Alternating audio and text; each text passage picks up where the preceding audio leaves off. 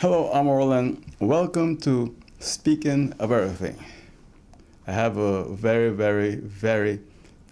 distinguished guest with me today. Someone that has served St. Martin all their life, the people of St. Martin. A remarkable gentleman, Mr. Rene Richardson. How you doing, sir? Thank you, OJ. I call you OJ. Some people say right. OG. Well, anyhow, I always call you brother OG. Right. Okay, so thank you for inviting me for this interview so that I could bring some clarifications and, take the veil from over the people's face in connection with this crisis that we have, OJ. We are really in a crisis, and I think I should say something. But a lot of people tell me, Rene, you should, even legal advice I got, they say, Rene, just, you don't have to go expose nothing internally from Gebe, which I am not. Anything I say here today is all public legal documents. I could back up with what I say. I didn't come here, I am not a politician no more. I'm 81 years old. But once a politician, all about. Yeah, I know that, but the whole idea is, OJ, after my politics, after I came out of politics 1995, I had a lot of positions in government. I was never an advisor director to government. I was chairman of the Social Economic Council. I was also chairman of the board of Gebe for the second time in 2014 to 2016. Yes. Yeah. When I was commissioner of energy in the island territory of St. Martin, I served as chairman of the board. Automatically, all commissioners at that time who was commissioner of energy were chairman of the board of Gebe. I served with Mr. Lambert, that distinguished gentleman also, may he rest in peace. And I know a bit about Gebe. I served for 4 years, as I told you, from 85 to 89 as commissioner of energy and as chairman of the board of Gebe. So I know about Gebe. I know how those reserves got there. When I come to that, you served so many different areas in government because you also was a TLM. Yes, I worked for TLM for 10 years as chief internal auditor. Discover a lot of stuff there under the very distinguished gentleman to Mr. Curtis Haynes. And we did a lot of stuff there for TLM. All that time those companies were being formed, Telcel, Telnet, and that whole story. Right. I want to go back because it seems like you always come in at the right time. Back in, you remember Muller Bay? Oh, yes. You didn't expect me. You were walking in Muller Bay. I was walking at the time. You and me go a long way back, OJ. So definitely. You came in Muller Bay and you shook up the place. That's right. They had a whole conspiracy against me in Muller Bay. My wife was working in Muller Bay as a nurse. And I had a union rifle started in 1977 with some guys from Mahurif. At that time, it was called Concord. And the whole problem then was a tip pool problem. And they asked me, Rene, I had my own accounting office in Phillipsburg. I did some work, for Kramer Construction and so. And they said to me, Rene, we need a man like you, accounting, and we need you to get. So I say, let's take a shot at it. And I get with all these guys, God rest them, bless them. A lot of them has passed away now, Bill Riley and those guys. And I said, let's get at it. And I was living in Muller Bay because my wife was a in-house nurse. Yeah.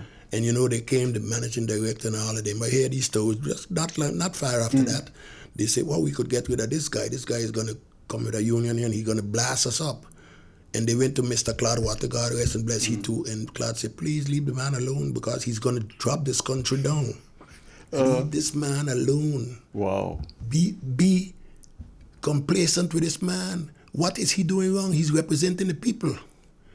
So go along with him, okay? And you remember that time too when Chase Manhattan Bank had pulled a stunt with the people, something with about taking out some $10 out of the paycheck. Yeah. And I put a run on the bank, and the bank run come to me too and said, Lord, stop that, please. They all went to their knees. When I tell the employees, don't go all I and stand up in the room, go take all I money out.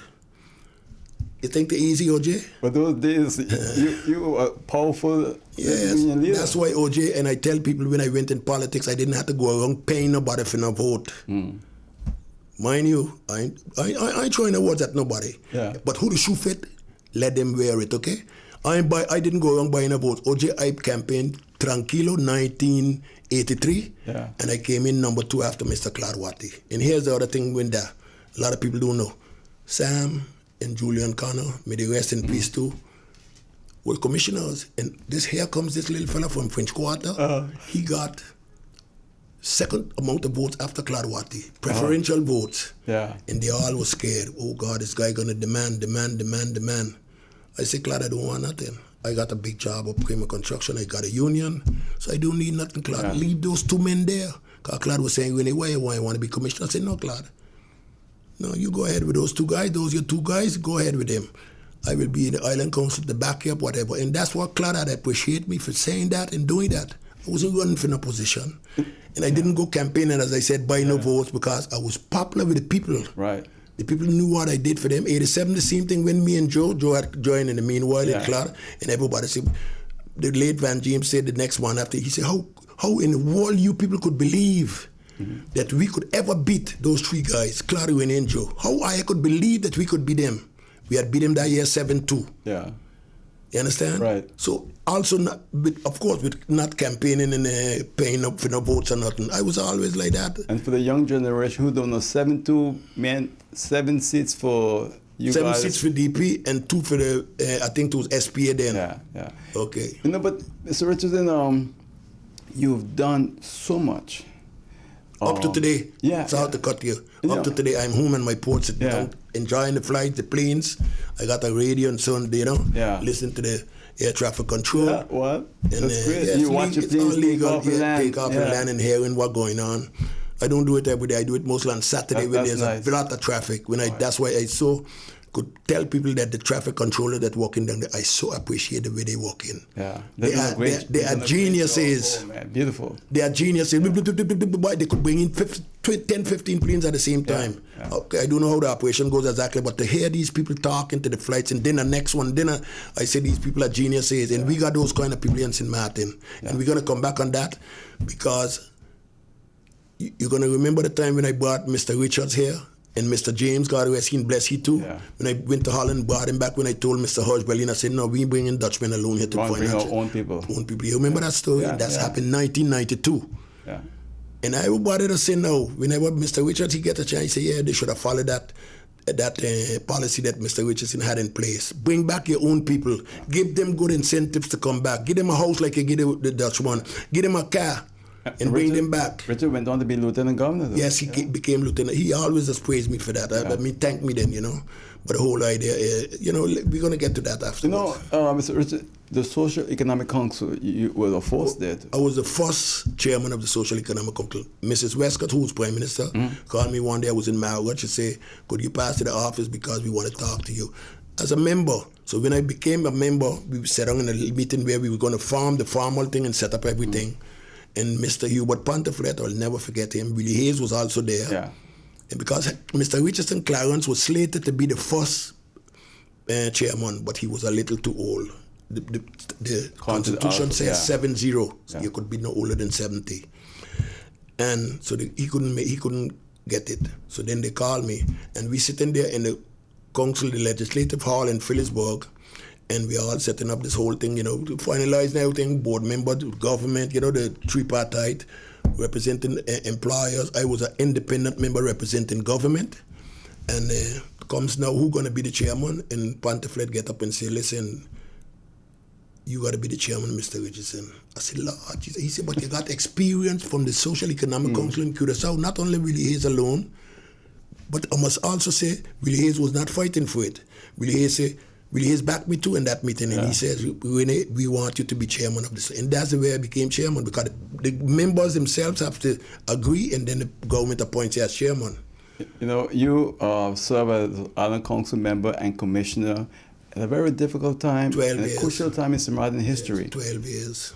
I always say you, Rene Richardson, and Ralph Richardson are responsible for what we see in St. Martin, economic growth during that time. Yeah, I left, I was 1983, I was telling you about the election at that time, when I didn't demand anything from Claude. But 1985, Claude encountered problems with his two commissioners, and he wanted them to go, and he called me and Joe and said, listen, I need you all to replace these two guys. We know that situation, the 1985 August. So I became commissioner then, and I was in the private sector. I used to work in the private sector. So I would sit down in meetings with Joe and Ralph in the executive council, with Mr. Backlund Connor, God rest him, bless he too. And they would take decisions, money. And I was commissioner of finance. I said, gentlemen, well, just a minute. Where are we going to get this money from? And they used to tell me, John Ralph used to say, boo, don't worry about the money. He said, don't worry. Why are you worrying about money? I said, but this can't happen in the private sector. Yeah. You can't spend what you don't have. Yeah, but don't worry, we're going to get it. And that's the way, I was always looking at the pennies. When I left there in 1989, when, we had this little problem with Claude in 89, I left $25 million at that time in 1989. That was a lot of money. Yes, and everybody knows that. Again, I say, I got all the documents here. I could prove what I say. Anybody who wants to challenge me, go back and check. Lenny Priest became the commissioner of finance at that time. Yeah. He took and checked and see how much he find in the chest then, 1989. Okay? But the whole idea is, I was very careful, like it's brought up Ralph, and so I say, I was very careful when but I didn't know how the government work. I said, but you can't spend that, brothers. He said, don't worry, boo, we don't get it, don't worry. And up to today, you got that kind of feeling in government where people believe that you can spend money, spend. No. If your budget is not balanced, my friend OJ, why would you look to go and balance it with money from other companies, number one, number two? And why would you look to tax the people? Because many times taxpayers is the one who get a burden for government budget not being balanced. Right. So I am saying there's a lot of other creative ways to balance a budget. Cut the expenses.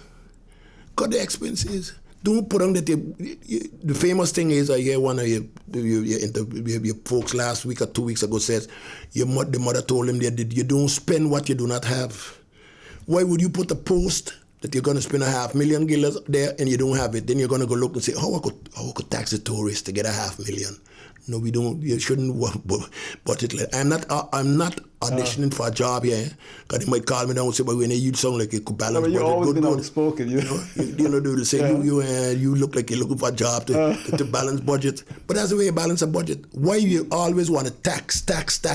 Right. Cut the expenses, man. I had so much admiration for you, and I still do. The first time I was asked to be on Gebe board, I said no. The second time, I said, Rene Richardson is there, great, so I'm on board. But just before I came on board, you were out. Yes. You remember that 20... Yes, that was in May 2016. Yeah. That's when this whole thing come about the reserves and old government saying they my money. You're the most experienced person, knowledgeable in that company. But you realize what happened then. Yeah. And they all was very contented with the way it worked, but then they started slander me out. The supervisory board is not functioning. They had one gentleman, and I respect him, like Edward Gums. He's Ed Gums. He used to go in by GB nearly every day as a board member. I said, no, my friends, keep out of there. But thank God that he used to go around there, but he get to know the workers, and the workers used to tip him off with what going on, especially in the finance, because he was a financial man. Yeah. He used to go in there and he used to say, boo, they just write a check for $20,000 for this person. Yeah. When we checked, the person got a marketing contract for $1 million that was signed, and that's the way that gentleman, we didn't renew his contract anymore, the CEO at that time.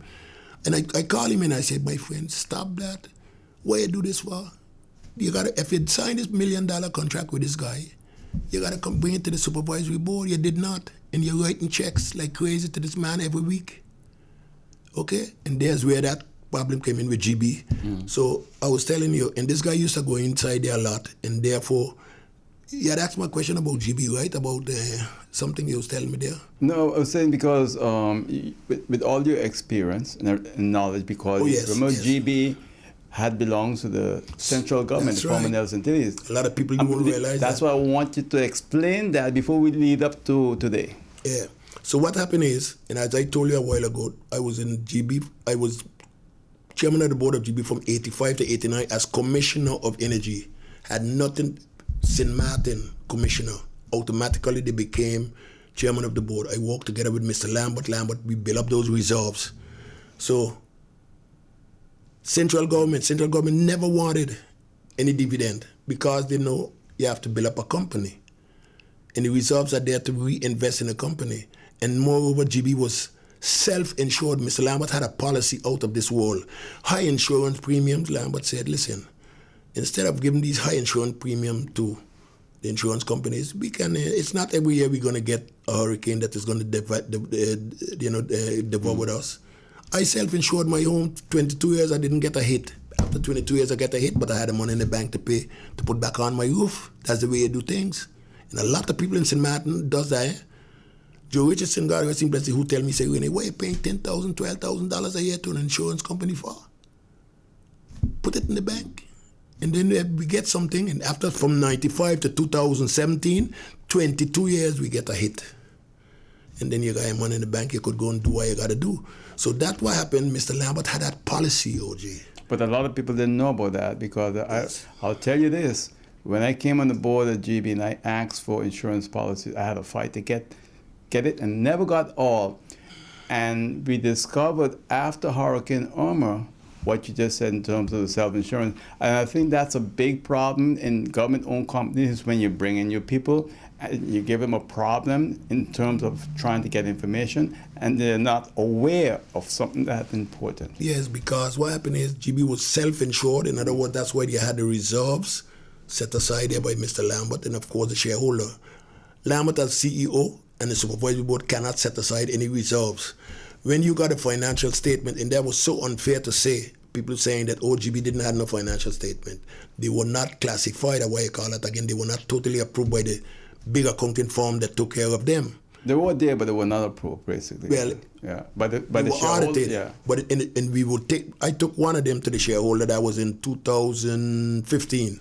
The 2014 financial statement, which I have here, I took to the shareholder, the board, and we had about 6 million profit. And you can't just say, oh, we can put it in the reserve. The shareholder has to give you permission to put it in the reserves.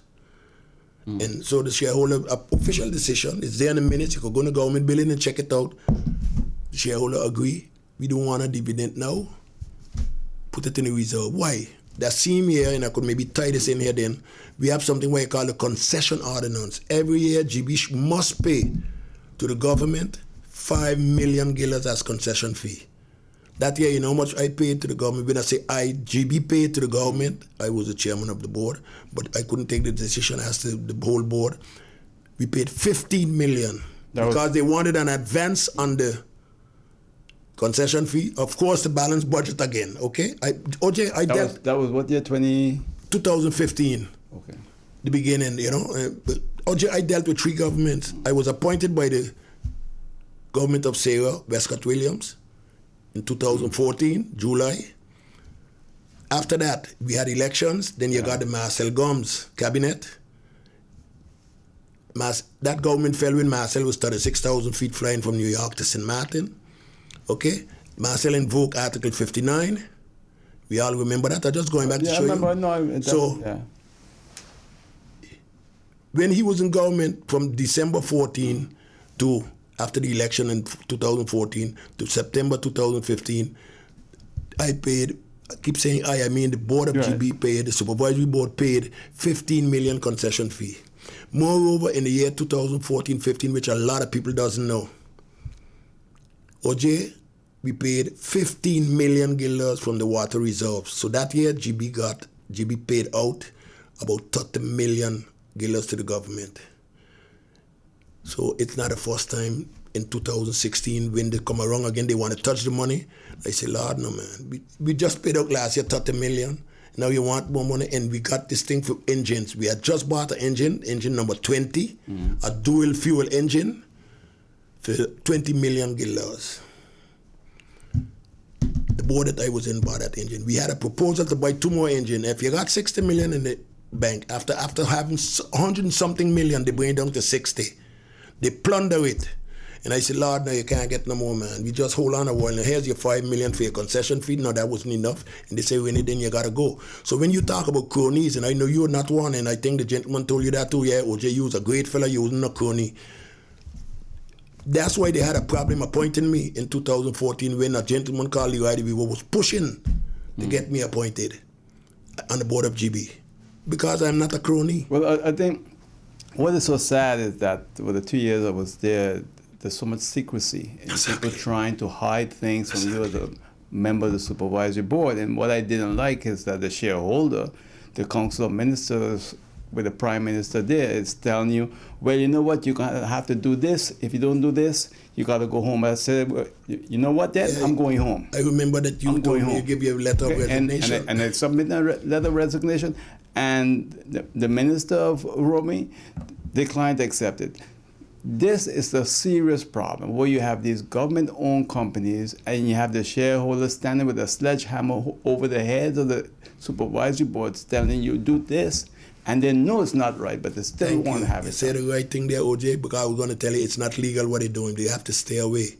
The supervisory board is there to supervise and advise, because I see people making comments. I don't have no Facebook, no football, no nothing. Yeah.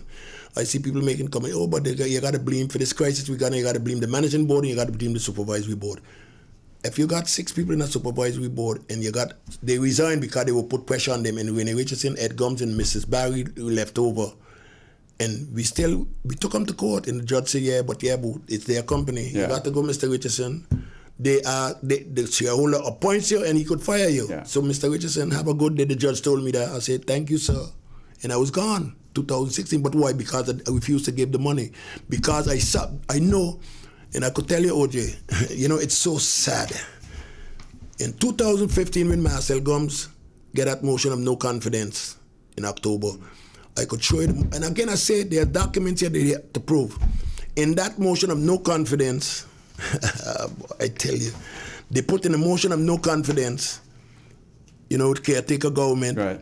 My friend, because we were busy at that time with the waste to energy, and we were also busy with the question of the engines, the 2 engines that we ordered with dual function, high fuel, how you call it again, heavy fuel, oil, LNG. And LNG. Specifically in the motion of 2015, they told the caretaker government, Marcel Gums, keep your hands off of there, you cannot take any decision. So the government of William Aldet coming in December, after that, when Marcel thing, they said, keep your hands off of those things. Do not touch them. No waste the energy bad. No, you can't touch and you can't buy no engines neither. You tell me now who to blame. I'm blaming nobody because it's all over the years they have plundered this poor company. You know what's so sad, and I got to get it off my chest. Today they're saying, Lord, you know, the workers of GB work so hard. They are so great. Yeah? But you put the workers of GB through this. That company belongs to government alone. They come with a big thing. All the government belongs to the people. The people. But then I think it's a normal word. You screwed up the people, man. Yeah. You screwed up the people. You screwed up the whole St. Martin. You screwed up the workers of GB. You took money out of their company, not thinking on they and their family. You don't think that someday it would have fall apart? And I told my legal advisor at that time, Mr. Bloom's office, I told him, I said, we're going to live to see this happen. He said, boy, you got goat mouth. Stop talking those things when you got goat mouth. But there are multiple things. In 2016, OJ, I said to him, we're going to live to see that. If they continue plundering GB, we're going to live to see what happened today. Because they're not thinking on the workers of GB. But today, the workers, oh Lord, you all are so great. You all working so hard. Why you put him in that far? Well, I think too. And you know that cut down you? You remember, they took the money in 2017 hurricane. I was just coming to that, yeah. Because GB building fall apart in town. Yeah. And OJ, that was so sad. I would go up town, I would cry. GB, a company that was so reputable, that had so much money, financially strong, GB couldn't clean up the mess, and they even couldn't build back. Now they say they got a parking lot or something there, where GB office used to be before. Yeah. And I was sitting in town, and some guys from GB, technicians, they were doing something on the road, and they come by me, Mr. Richardson, you warn them? And I say, warn them with what? He said, you warn them, tell them don't take the money. I said, but what you all did to back Mr. Richardson up, when I tell them, when they fire my tail, nobody said a word. Nobody said a word. A year after, Mr. Theo Heiliger came out with an article in 2017 saying, you see that they taking out the money from GB, that's why they can't build back. Just before the hurricane, they can't do nothing. It's because, well, you know, he said that before the hurricane, because 2016 September we had election, and he had an agreement for the Rice Hill Accord. Mind you, people doesn't realize this, you know, the Rice Hill Accord, the election, the votes didn't finish count, the man, they come out of Rice Hill with an agreement, 10 seats. 6 and 4, okay, to form the government with NA and UP. But, you know, that government didn't form. Why? Because Mr. Heiliger and Mr. Myers didn't pass the screening. And they linger on till they went over, and William had to go back to USP and the Democratic Party to form the government. And that's why when People don't forget, you can't, history, yeah. Right, it's right there on my YouTube channel, the interview I did with Mr. Heiliger, why he will not be prime minister. It's right there on my Facebook YouTube channel. Yeah, but the whole idea is, OJ, what I'm trying to say is, at that time, nobody stood up when they was taking the money and when they sent it home. One guy, you know, it's going to call his name to Fish the boss. He said, my son, you are the only, what he said, you the last of the strong Mohicans standing. I say, why Fish? He said, Rene, because you standing up for these workers. They realize that what you telling them that they're taking the money that is going to happen someday. And he the only one who reached out to me. Well, a lot of people reached out to me who understood the whole situation. Yeah. What I think, Mr. Richardson, is that for the 2 years I was there, I saw things. Okay, I can tell you that there are multiple problems in that company, Gebe, caused by mainly the politicians, the government, and at the same time, a lot of things happen. And I'll tell you very quickly. I'm not going to be too specific on it, but when you look at what happened from 2017, Hurricane Irma, and just before 2017, when it was brought to management attention that there was a backdoor issue in their IT setup, okay? And I was there on the board. We asked for someone to come in, which was your son. That's right. And we discussed many things. But whatever happened, I don't know, because our term was up after 2 years and we went. Yeah, look, she get hacked. And the company was hacked. Gebe today is hacked, still can't recover from that. I think that's more damage than Hurricane Irma, basically, Yes. I tell you. Yes. All right, so where are we going where there's this terrible mismanagement and everyone is looking to pass the blame on someone else? Exactly. But the whole idea is to, every month I have to, as you say, they are still hacked. Every month I got to ask for my bill.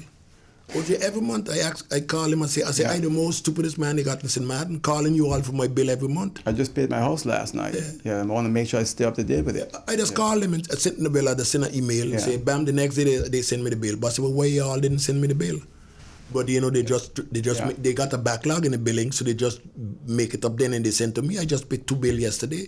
I am up to date now too. But the whole idea is, OJ, when they brought in my son to do that audit, he came, he flew from Charlotte, North Carolina, came in here, you all brought him in. Right. And then they wanted to make a big problem about that.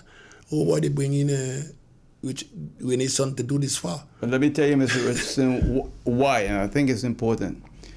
I, Oral Gibbs, and other members at the time on that supervisory board believe that we can use our own competent people. That's right. Okay, no matter who they're related to, because this is a small island. That's right. We all related in some way. That's right. He was competent, not doing the work, so why not give him the job? Why we have to go somewhere else? Exactly, and he flew in here, and he had to do the work in the night because management and you all, of course, that's what didn't want the workers who work in there to know. Right. So he worked there all night, catch a plane the next day and make up his report and thing, and never no decision was taken on his report that he wrote.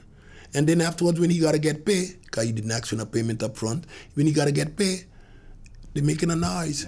Yeah. Certain people in the supervisory board, you know who they are, not you. Yes, making a noise over here, but where you got his money, where you got to get his money from, and this and that. And then the management, of course, had to ask the supervisor permission to pay, of course, because I don't know what the amount was, but they wanted to play the clear, how you call it again, the transparent game, and you know. Yeah. No, I think what happened to us, Mr. Richardson, we as St. Martin black people, we have an issue with our own people. Thank you for saying that. We can give a guy from somewhere $100,000 to do a job that only worth $10,000, but a local guy who's going to charge you $3,000 for the job that's a big problem. Okay, but that's our problem. I had it in the same IT department when I went there in Taylor. Sorry, not Taylor, when I went there in Gebe. Yeah. There was a contract signed with a company from the United States, and every month a check was being written to to 2 people in that company saying they're doing IT work. But I say, listen, where the IT work they're doing? Where's the report? What they got to give us? Yeah, but they got to make it up. A contract $400,000-$500,000. I said, and I stop it. But can you imagine? You just said it. You make me think about it. A contract with a company, most probably some friends of theirs, and they get a kickback, of course. All these kind of strange contracts. And I see it, and I say, just a minute, but where are the reports for this thing? What it makes up in the same IT department? And still, they would have been able. That was 2000. As I said, 14, 15. So you see, Mr. Richardson, we would not be in this situation today if things were... My friend OJ, let me tell you something. And I was so offended when I heard this word cronies. Oh, they put cronies on the board. And that's why I don't care if they put me on the board no more now. I mean, I don't care. But the whole idea is they always take care of me. I remember we were sitting in Miami. We went to talk about this waste of energy and sitting with top people, Mr. Claret Connor was minister then. Teo was MP. Yeah. And we sitting there in a meeting because they went along because we sitting with these people in Miami. Yeah. People from the United States Army Corps of Engineers. Top people who made this question about the waste of energy, the burning part of it and all kind of gasification and stuff like that. And people call and they say, why are you doing it in Miami? Members from Parliament stop me, why are you doing it in Miami? I say, I ain't doing nothing because I will never go in no back room to make no deals. Don't think I did. Yeah, but what they and Clarence doing inside there? I say, you got to ask them. Members of Parliament call me, ask me, why we doing it in Miami? And want me to answer for the MP and for the minister at that time. Bam, 3 weeks after the government fell, of course, because they thought that these gentlemen went up there together with me and so to make big deals. Because we didn't went alone, 3 hours from the board went, and plus these 2 gentlemen. We were talking with members, a general, retired general from the United States Army Corps of Engineers. They are not no little small people, you know what I mean? Exactly. And they ain't a hanky-panky foolishness, OJ. That's the whole idea. Right. And these people thought that we were doing some hanky-panky deal. 3 weeks after Teo government fell. Marcel government fell in 2015. Well, you know, Mr. Richard, we got to go to a break. We got to come back and speak some more. Definitely. There's a lot of things we have to cover with you. All right, so in case you've just joined us, this is Speaking About It. I'm speaking with Mr. Rene Richardson. You see him right there on camera. A distinguished St. Martin gentleman. Did so much for this island. I'm proud and happy to have him with us on the program here on Speaking About Everything. When we come back, we'll continue to speak with him more about his work and what he's got to do. And I tell you what, we're going to continue speaking as I get it recorded connected because we can't go to a break yet. But I think what has happened, when you look at Gebe today, Mr. Richardson, what bothers you most of all the things you've said in the first half of all the show? Yeah. Mr. Gibbs, what bothers me is how in the world can you have a company like Gebe, one of the most stable financially company in the Netherlands Antilles at that time, with Mr. Lambert, myself, and other people on the board. Oh yeah, you know who was chairman of who was a shareholders rep at that time? Hold on.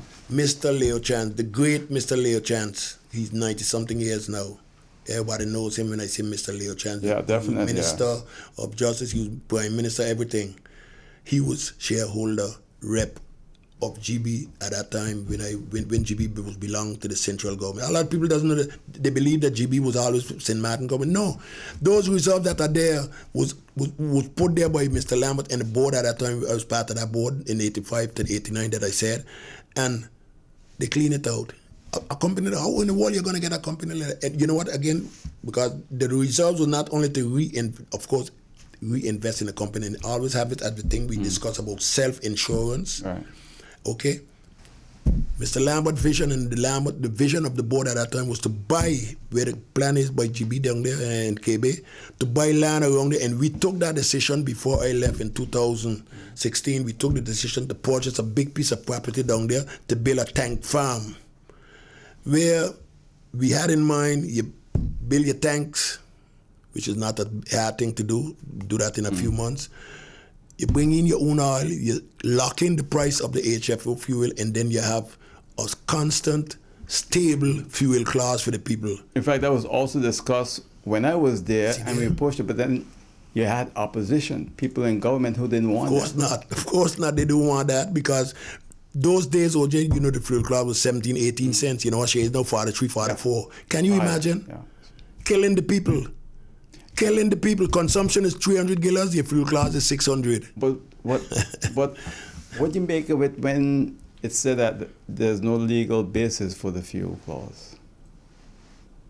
Well, for listen, a government-owned company, nothing is for free. Nothing is for free. You can't expect that GB is gonna. I think what the gentleman was talking about was the basic fee for GB. That's why I agree upon. But then the other variable cost to produce the energy that you're getting, electricity that you're getting, the consumer got to pay for that. Nothing is for free in this world. You can't expect GB is going to buy the oil and everything, but then we would have been able to control, GB is going to buy the oil, let me finish the sentence, and then don't charge the customer. Right. So, you know, the whole idea is we got to understand that.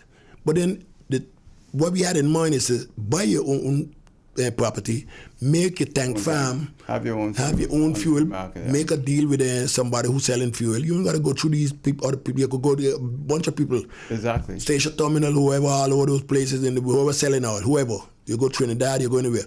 And you lock in the price, and you got a stable fuel class. She was 17, 18 cents a kilowatt hour. Now she's 43 cents. Can you imagine? You really can't believe this. I tell you what, I got to control myself because, look, there's another issue too with the water plant. We're going to go to a break. Yes, I know. Because I listened to you talking there. And I'm going to say this though, before I go to the break with you. I blame the government of St. Martin for the high bills that we are paying because of interference and not allowing management and boards like yourself and others to do what was necessary in the interest of the company, not in the interest of politicians or political. No. You have to be in their interest of the company. You don't do their bidding, you're a dead duck, OJ, as we say in St. Martin. Let's talk normal St. Martin English. I am speaking not for the highfalutin professors, I'm speaking for the people of St. Martin. If you don't do the bidding of the politicians when you're on a board, you're a dead duck. All right, tell you what. Okay. We're going to go to a break. We're going to come right back right here with Mr. Rene Richardson on Speaking About Everything. Oral Gives Live, YouTube, Facebook, and on Hot 99.9 FM radio. We are vibrant, expressive, warm, and diverse. Together, we conquer, and now we expand into new horizons, giving you more of the best. Introducing our new Bankomatico Plus with wider acceptance, purchase protection, and enhanced security. Whether you're online, traveling, or in paradise, experience more with Windward Island Bank. Bankomatico Plus. More of the best. My guest on Oral Gives, speaking of everything, I'm saying Oral Gives, but speaking of everything is Mr. Rene Richardson, a very distinguished St. Martin. It's an honor to have him here, serve this island in the capacity of commissioner, council member, union leader, you go on and on. You know, Mr. Richardson, I said to you during the break, before the break, listening to you talk about GBE, electricity, but there's also the issue of the water and whether or not we can produce our own water because it's being produced by third party. Exactly, and then we have to pay, government have to pay for it, right? We got to do the dirty work, not cutting on it. Don't forget the last word. We got to pay for the distribution of it. They produce and we got to, GB is in charge of the distribution. Right. No, so go ahead. So I'm saying when you look at all the different factors, there's no interest because it was brought to the shareholders' attention that, look, you can buy over the plant, right? But then Hurricane Irma came and some deals were cut behind the scene. Let me tell you, it was like a mafioso operation. Yeah, but you are 100% correct, Oral Gibbs, because we brought up the same issue and it was on the books for the government to purchase the water. When the contract was up, we was out to purchase it. It was one of the decisions taken. Of course, you just said it. It went down the drain. Deals had to be made. And let's start about the water loss, what we got to pay for what we don't get. That's huge. You know what I mean? Yeah. People doesn't understand that you got to pay for what you don't get. Here, you got to pay for water that you don't get. Why? Anybody pays for things, something that they don't get. You go by the supermarket, you pay the Chinese for a chocolate, and he don't give it to you. It's in the contract, take or pay. Exactly. Take or pay, yes. Yeah, they agree on that. So now, let me ask you this, Mr. Richardson, because you have a lot more knowledge than me. I only was there for 2 years. The waste to energy, $100 million that project was. And I was threatened with being removed and so forth, and that's why when I submitted my resignation, that was declined. When you look at that kind of money, and you look at all the advices from reputable companies, and you try to make a decision in the interest of the company, not the interest of the politician, not the interest of the government, but the interest of the company. And of the people. You get. Let me tell you something. I remember I wasn't there when you talk about that second waste to energy, but I was there with the first ones, with the one from Synergy. I met it there, and it was a crazy deal.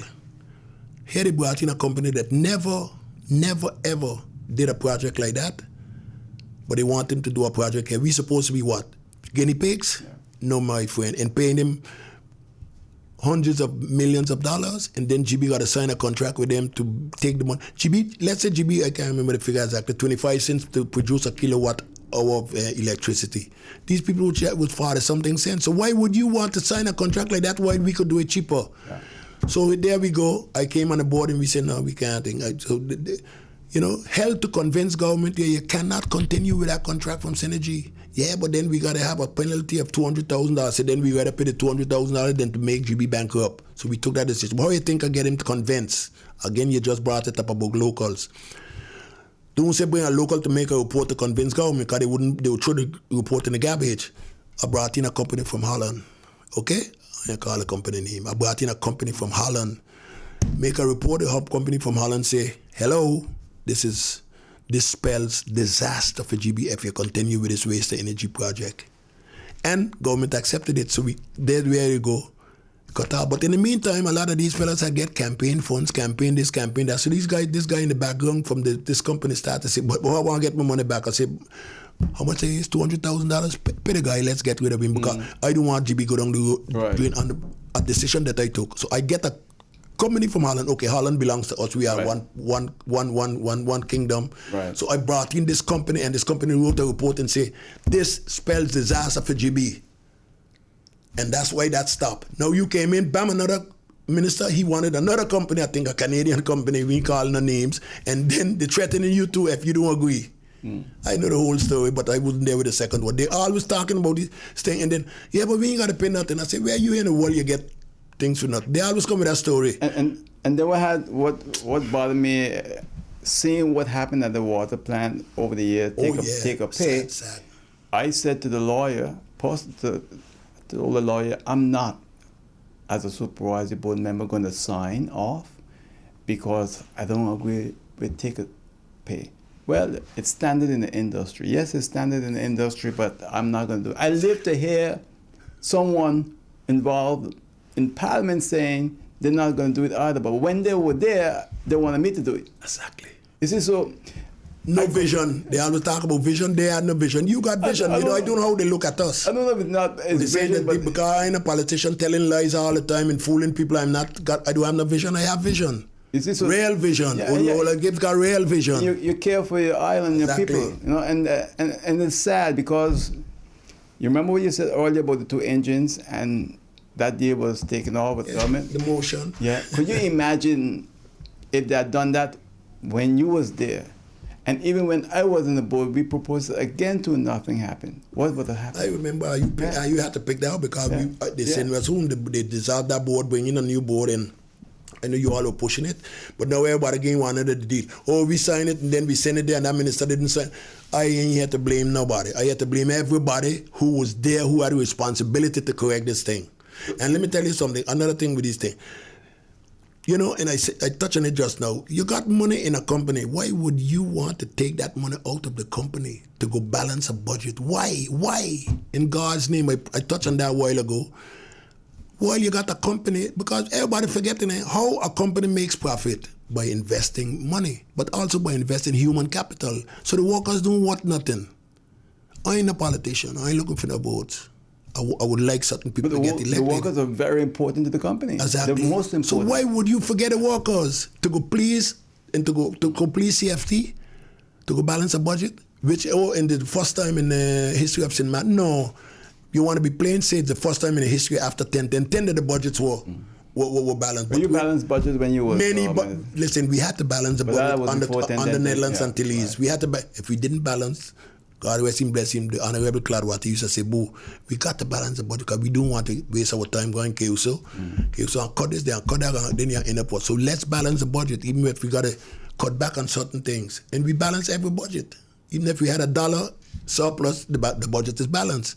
So don't tell me that the first time in this history, where I hate here is the history of St. Martin, we balance the budgets. No. But budgets were balanced under Rene Richardson in 1985, 87, 88, and all kind of thing too. First time since 10. Yeah, exactly. Well, then you got to say that. Yeah, we have two different St. Martins. Two different St. Martins. We have before and after. Yeah, but then, and OJ, another thing too, taking money out of a company. We had those loans, and we ain't got to call no name. Everybody know Gebe had the loans under Mr. Lambert when he bought the 3 engines. Those 3 engines, thank God, they're still there. I don't know, they are not over 30 years. The one was bought in 2004, and the next ones were bought in 2007. Okay, when Richardson knows that. I did some research. So how old they are? 17 years and 8. It's a young engine when you look at it. Okay, yes. Those, what they're saying is over 30. I know those too. Exactly. But anyhow, and you have to do preventive maintenance, my brother. You got to do preventive maintenance. And every year there was a investment plan, what they call now, the keyword is CapEx, capital investment plan. We had all those things. Yeah. All those things where you had everything budget. But don't forget, with those loans that we have, I'll stray a little bit after that, you had to maintain a certain relationship, a ratio between the net, what you call it, the net operating income, right. The debt service ratio. You had to maintain a certain ratio between the net income and your debts that you owe. They got to be, and that always for this company, they always exist that it must be above 1.5, 2. Right. In other words, if you got $1,000 debt, you must have, with a ratio of 2, you must have $2,000 income. Let me repeat that for people to understand. Right. $1,000 debt means your income got to be $2,000. And when you don't have that, you got a problem. When you don't have that, you got a problem. So here goes these fellas now. They're taking out the money out of the what you call that again? Out of the company all the time, and then you drop below that, then you know you're in problems because that ratio is not satisfied. Yeah. Simple as that. A lot of things, and it's so sad. I told you. So the lender's gonna pull the plug on you. Yeah. And okay, thank God that everything went good with these folks and things, but it's so incredible. And let me ask. Now we want to go borrow money from APS. Of course, APS. When I was there on the board, I got a call too. When they need any money for GB. And because we got some money here, we could invest in 1 or 2 engines. That's where I was going when we made that proposal to buy those 2 engines. I was going by APS for the money. Well, Mr. Richardson. Understand? Wait a minute. Let me somebody, I'm calling a name, but somebody playing games with this path where it comes with the engines and who you're going to go to for the loan. Because there's a company in the U.S., I'm not calling the name, I know you but it seems to have some very powerful allies in St. Martin. Well, because there's where they get the cutbacks. Okay, so... no, not cutbacks, kickbacks. So it have to be them. Yeah. Or nothing else. And I think I found that out when I was on GB board too, because I said to the chairman at the time, hey, look, we got the money. Let's just pay them out, get rid of them. Exactly. Paying them all this money every month. Then they came back with all kind of conditions. Then I discovered, boy, this is serious stuff. Yeah. You're mashing people's toes, where they're making their little money, stay away from it. Now, my position is this, that I think APS will be the ideal place to go. But there are 2 groups of people on this island, one who wants APS and one who wants that company. Of course, because that company, they get the kickbacks. You see, what I'm saying here is all of these problems, is what put us where we are today. That's what. So, Mr. Richardson, with your experience and knowledge, what you would recommend, how can Gebe get out of this mess? We got to take a fast decision on this question of the power badge, containerized electricity. I brought that up from the day it happened. I brought it up and somebody spread the word. And here, of course, it reached maybe government building. I am not saying I give them the idea, but everybody got the idea. Everybody's smart today, okay? Not only Rene alone got a little bit of brains. But the whole idea is, my head is very big, so maybe I think, no doubt you got plenty of brains, brother. Yeah, you got a big hell of a head, okay? But anyhow, the whole idea is, OJ, a little joke in between. OJ, the whole idea, they got to get at it. Try to get a, like what you call an overbruggingsperiode, as they say in Dutch, or like a transition period. Right. You get this thing in place, we get settled. God, this is so ridiculous, you know? One night, I got a generator, thank God. I invested in it years ago. And every time I got to check it up, because generator, standby generator, is not to work 6-8 hours a day. Well, okay, it's going good now. I had to refuel every 2 weeks, 3 weeks, $200 in fuel. Gas, oil, diesel. Imagine. Anyhow, no big deal. OJ, the whole idea, we have to. I am so sorry for the people. The generator gave out of diesel because it had a little leak in the hose. So she cuts off automatically, and we were without light in the night about for half an hour, and I was so devastated, me and my wife. And I said to myself, Rene, you getting upset for half an hour being in the dark? And what about the people who don't have no generator? What about the people who do not have a generator? How do these people feel? What these people in Dutch Quarter, Miller region, these poor people do? Jesus, incredible, OJ. So sad, and you see it happen in front of your eyes, but what are you going to do? The politicians start bombarding you in the newspaper. Oh, you're not functioning, you're not this. And everything I did based on a corporate governance council situation. Because we used to listen, because you know what corporate governance council is? You have to, it's about structures and processes. You got to make sure that everything is to control the functioning of the company. We work following those rules. But who does that today? They call the word all the time, Corporate Governance Council. But who follow those rules? What are you going to do, OJ? But it's sad that I live to see it, 81 years old, and I got a lot more years to live. Because well, you don't look 81 at all, man. Because my genes, you know, they from French Quarter. No, Mr. Richardson, we need to use people like you with your experience and knowledge. And what I like about you, and I always say this to people, I'll tell you now in front of your face, you never bullshit people. No, that's it. I got to use the word so open. You are a straightforward man. You tell it to the person how it is, and for some reason... Later. Exactly. Later. You know, but you're a person I admire because you stick to your word, you say what you got to say, and you don't mean it harshly, but that's the way sometimes we have to deal with our people. Yeah, but to people to understand. Yeah. You know what I mean? I had that so many times in government. People say, you know, people would go to one politician, John Claude, make the rest in peace, and they come to me. I say, I can't really deal with that. I can't deal with that. Mm-hmm. Yeah, but Claude tell me to come back next week. Joe tell me to come back the week after. I say, so then you come back then now? Mm-hmm. But I tell you, it's not possible. Yeah. 2 weeks after the person come back with me, they say, Mr. Richardson, you're right now, because they say they check it out and they say, but because a good politician is going to say, let me check it out. Mm. But that good politician knew that it's impossible. Yeah. They used to tell me I'm a dumb politician, tell you right away, it's not possible. I said, but why would I let the person come back? I had a gentleman too, a simple thing. He was also a great man, James Marlin, who used to take up those engines. Oh yeah, that was quite a gentleman. And he came to me one Saturday. We sitting down playing domino on Saturday, and I was commissioner. He said, Mr. Richardson, you know, I'm a bi-weekly payer. Loan. Mm-hmm. I want to be a manned loaner. I want to get my pay once a month. Give me a little increase. I said, James, come bring your documents to me Monday morning. That was Saturday. Monday morning, the man coming up, I look out, coming up the road with no documents in his hand. So the security guard asked me, Mr. Richardson, Mr. Marlin is here. I come by the window, ball up, Mr. Marlin, where are your documents? Mr. Richardson, I got him in the car. I said, why I do with him in the car? I tell you to bring them to me. Yeah. He said, Mr. Richardson, you know how much time I was BS? You just said the word there, BS. I was BS so much time by these politicians that I thought you were doing the same thing to me too.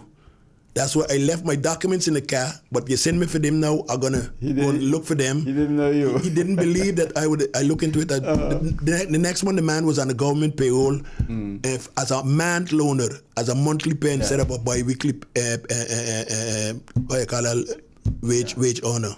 But you know, a lot of people live to simple, and he used to always.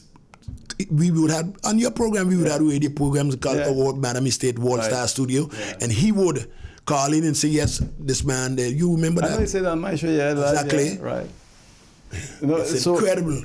They don't like that, and that's the whole thing. And like I just cast my eyes and I see something called debt forgiveness 10-10-10. Very important too. What happened in the Netherlands until is when one of the conditions that they would clean up all the debts that government owed. Holland said, we'll clean up all the debts. So what the government, any debt that the government had owed, Holland would have paid. That's when we went into the 10-10-10. Right. Gebe had owed the government tens of millions of guilders for electricity and water. Never pay their bills. Talem also never pay their bills. I ain't dealing with Talem now.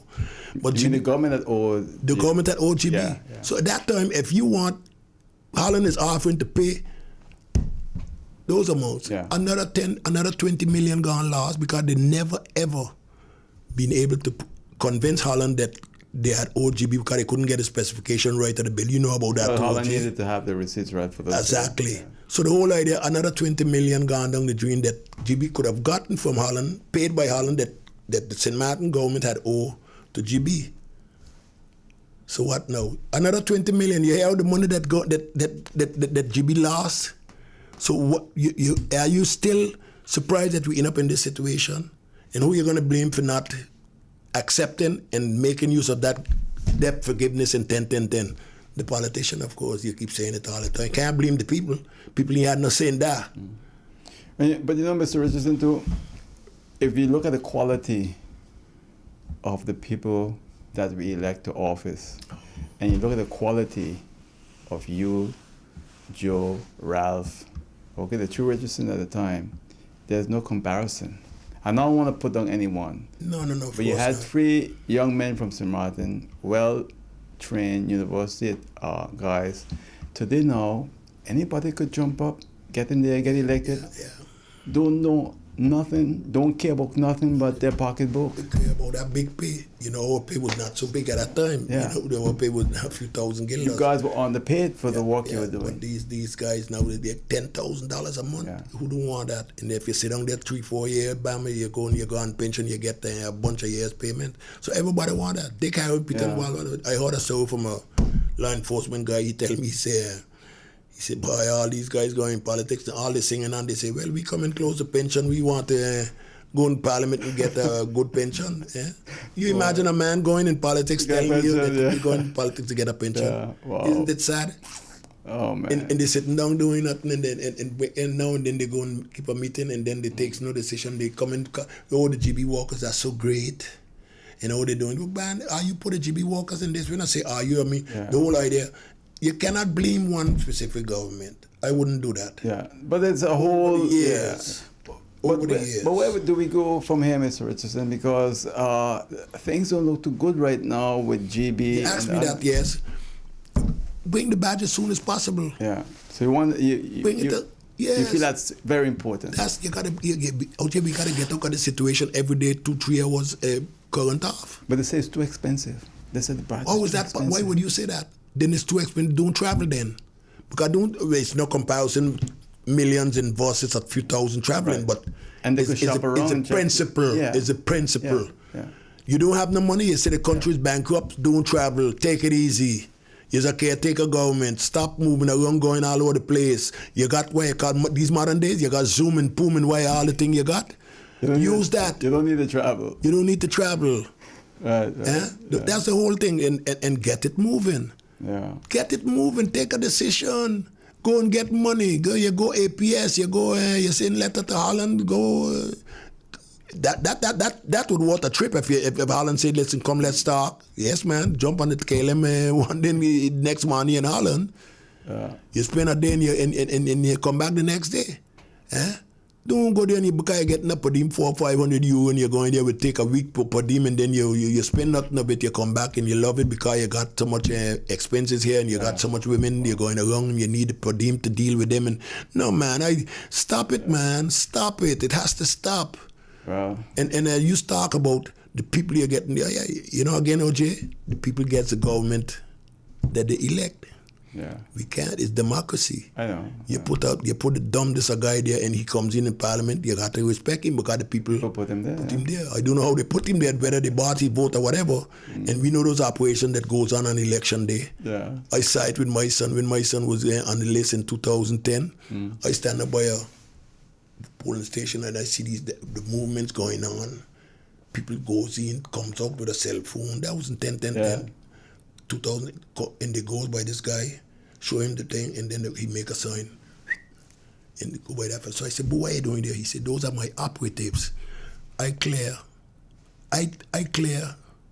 the decision whether they can pay out. And when he see me put up 2 fingers, he said, that's 200. 3 fellas come, so they gone by this guy, and they got 3 other guys, or they all in with a pocket of money. 200, he get 200, he get 200, each of them get 200. Because they could show that they went inside and take the picture and they vote. I mean, is that democracy? No, that's not democracy. That's buying a vote. The guy didn't vote. The guy promised me he'll vote for me, but I find out after he did not vote, he died too. I mean, may he rest in peace. He died too. Mr. Richardson, no worry, I go in, got on the shot by vote for his son. My son was on the same party with them, but he still wouldn't should have voted for my son because I had no money to give him. Yeah. And if my friend today, the most decent person too gotta have $100,000-$200,000 to get in parliament. Oh, it's expensive. Yeah, because $200 a vote, let's say 100,000, you could get what, 200 votes for 500 votes for $200, right? Yes, 100,000. So from the 500, you pay 500 fellas now, but maybe 300 and vote for you. You're still getting parliament, but you spend 100,000. That's easy because you make $500,000 when you're in parliament. Isn't that a good investment? Take out 100,000, only let me you go farm a list.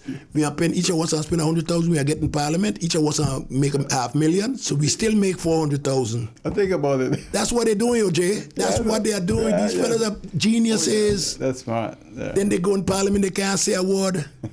Isn't it sad? That's really sad. Really, really sad. And then the Dutch come and saying they're going to check them out, and the prosecutor, they're going to check it. Man, go on election, then bring the whole barrage of people here, observers to go check that they don't be doing this foolishness, buying votes. But again, how you can stop it? They are going to people's house and pay them. Yeah, so good people won't go into office because exactly. How do you do that? But if we accept that this practice continues, we're going to end up being run. This country run by dummies, and we gotta accept it. We gotta smart people is not gonna get involved in this dirtiness. Because when you go inside there, you gotta spend money. Yeah. In St. Martin today, you can't go in politics and be a decent human being, well educated, and think the people don't vote for you. They will not vote for you. Yeah. They don't care about education. They want that $200 on election, then they're gonna go and vote. Is that sad? It's sad. So we end up getting what we really asked for: democracy. So what are we going to do? OJ, I mean, please, your children and your grandchildren, my grandchildren are going to go through the same thing. It will not change, and the politicians know today don't want to change neither. Ship jumpers, what do I do with them? One guy is promised $5,000 and plus a cruise. He never get nothing, but he jump ship. All these stories you hear. Can you imagine what it does jump ship for? Oh, boy. $5,000 in a cruise. Wow. And when he jumped the ship and he gone across there, the person he paid him the $5,000, neither the cruise. I think he get a $5,000 there, but not a cruise. Yeah. No, he won't jump back. That has nothing to do with now. That happened 10 years ago. But you know what I mean? This is incredible, OJ. But it's still happening today, though. Still happening today, but The last guy jump back.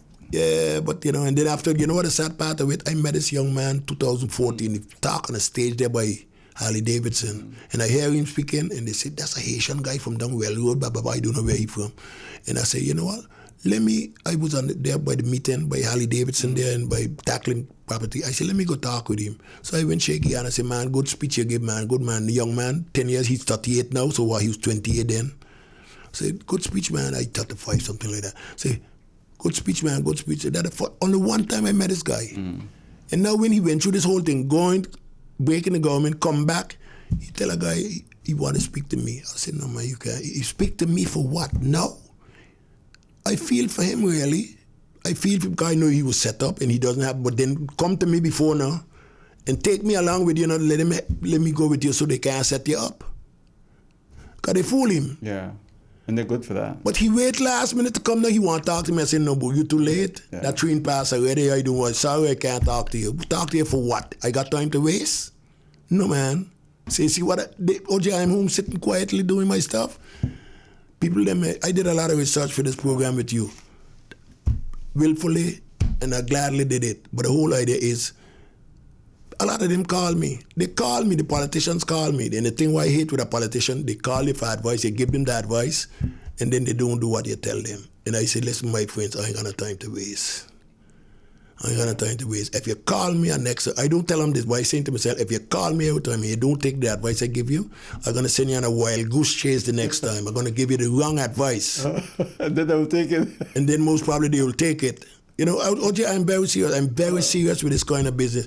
If you want an advice from me, I give you the advice. You go and you do the opposite. But maybe, with these politicians, you always say they are naive. They are not naive. They're very tricksy. Yeah. Tricksy. Don't let us underestimate them because they're very tricksy. No, even those with very limited education, they're smart. Yeah, they learn the trick how to fool you and try to fool you. I see they had a little video going on last night. A little boy say, the government think we foolish. And then he said something, the government is BS. And then the guy tell him, don't say that. But he said BS is not a bad word. But the little children saying the government think they can fool us. Can you imagine? Yeah. Wow. But Gebe got to get that badge here as soon as possible. Try level off and try put in the order for the engines. You can put in the order for the engines. OJ, put in the order for the engines. They come in 18 months, 2 years anyhow. Yeah. The order should have been in already. Watsila is going to take the order. We paid down our down payment of 15% when we bought our engine in 2020. Right. So you ain't got to have the 20 million to pay Watsila now. We want to put in the order, pay 30%, 2 engines right away. Next 18 months, we got the 2 engines. Is that so difficult a decision to take? Please, OJ, man. But they don't want, I say, I'm not auditioning for a job. I don't want no job. I could be very willing to help government, I'm willing to assist. But these people don't want to assist, don't want nobody who got brains to assist. The thing, Mr. Richardson, is if you assist them, and you charge them $1 million, maybe they'll take it. They don't want nothing for free. Yeah, I understand, yeah. I got you. I got you, yeah. Well, Mr. Richardson, it's always a pleasure having you, man. And we're proud of your work and want to thank you for all your service to Simran. You've did a remarkable job for this island. You're still telling government and young politicians and everyone who wants to listen, I hope they listen to what you say. OJ, as I said, I am home, because of my little ailment with my leg. Yeah. No problem. I'd sit there, people come look me up, fellas want to come down, and I gladly listen to them. But those who want to listen, a lot of them come in, a lot of them call me by phone, and I'm willing to help. But the whole idea is we seen a movement, OJ. We seen a movement. This is sad what happening today with us with Gebe. And I'm so sad really that you had to call me on this program because many years ago, last time I was on the program, can you remember 2015? Yeah. Of Madam Estate? Right, yeah. 2015, around January, February. Yeah. And look, 9 years after I'm back, 9.5 years. That time you was on the board of? Yeah, I was on the board of Gebe. I was chairman of the board, January 2015. Yeah. That fall within that period. Yeah. I remember we went to talk about the fuel clause. Exactly. Well, you've done such a remarkable job for this island. Thank you for that. You have a beautiful wife, 2 intelligent children, boy and a girl. You have grandchildren too now, right? Yeah, 5 of them. Yeah. Wow, that's good. That's good. My name is Mr. Richardson. I hope we covered everything you want to cover. Anything else you want to quickly add? I just want to say, you're going to have people who listen to this and hear our discussion openly. They're going to come back. Let them come back and criticize. As I said, everything I say here today is based on solid facts. You stated the facts. If they can come back and criticize me, I will let them come back. Let them come back and criticize me, but I will not sit down quiet anymore and take anything, the board isn't functioning and the board isn't that because you want to put me in a corner and I got so-called secrecy, Rene, you shouldn't come out and say, no, I will come back and hit back. I done with that. I'm not taking any blows anymore. I took a lot of blows as a politician. I ain't taking the blows no more because I'm stating the fact. I have nothing to gain with this. I wanted to open the people's eyes, take the veil what they put over the people's face. Because a lot of people doesn't understand this. What's going on with Gebe today?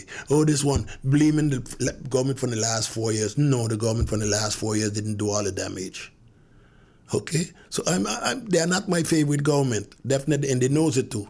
But the whole idea, I'm not going to blame people for what they didn't do. It started from long years ago. All those resolves that we set up there with Mr. Lambert, God rest him, bless him, they just depleted till we in this situation. Can you imagine we want to buy engines and we ain't got no money to buy engines? And we had hundreds of millions of dollars in the bank. One of the most reputable, financially stable company in the whole Netherlands Antilles. Incredible, man. That is people who don't know don't worry, but I who know worries. Okay, so thank you for everything, OJ, and a great program. And I anytime you want to get any more advice from me or whatever, not advice, you don't need no advice from me. But anytime you need to have any explanation from me on any subject, please, you know where I live. You could just maybe scream from over the lagoon and call me, and I will come down on a zip line. Okay. Okay, OJ. Thanks a lot, Mr. Richardson. Really appreciate it. Always a pleasure having you. All right. Thank you very much. Thank you. And that's it for now. On Speaking of Everything on YouTube, Facebook, and on Hot 99.9 FM radio. See you next time. Take care. Bye.